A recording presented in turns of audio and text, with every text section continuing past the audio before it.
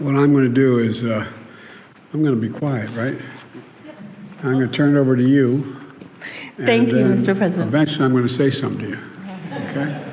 Why is the American military shooting something out of the sky over Canada? Because it's part of NORAD. The NORAD is part of it's a what you call a coalition, a consortium, a pact of nations. A pact, okay. Exactly. And so that's why we were able to do that. Again, we didn't do it on our own. We did it clearly in step with CANADIA.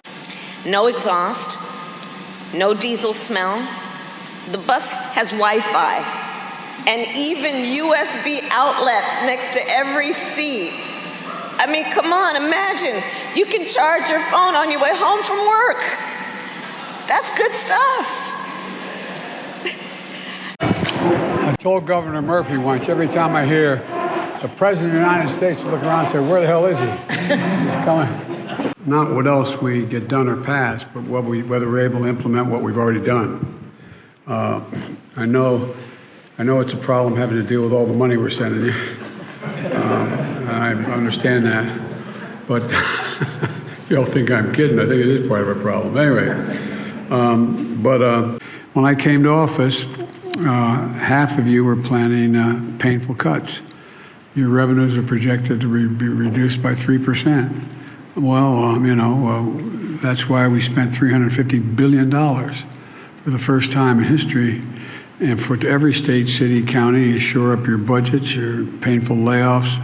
We urged you to use the money, and most of you did, that you got from the Recovery Act. And we provided $12 billion to address those mental health needs at the front end. There's more to come, but $12 billion. But the point of this is we were able to do all this and still cut the deficit by $1.7 trillion the last 2 years. The largest deficit reduction in history. And we had somewhat of a debate on the State of the Union. But I was glad to see everybody says we're not going to cut Social Security and Medicare. I've noticed that happen, but I hope that's true, but that's what we, anyway, look, and now there's talk, and I don't think it's going to happen. I don't think my colleagues are really serious about it. I hope they're not.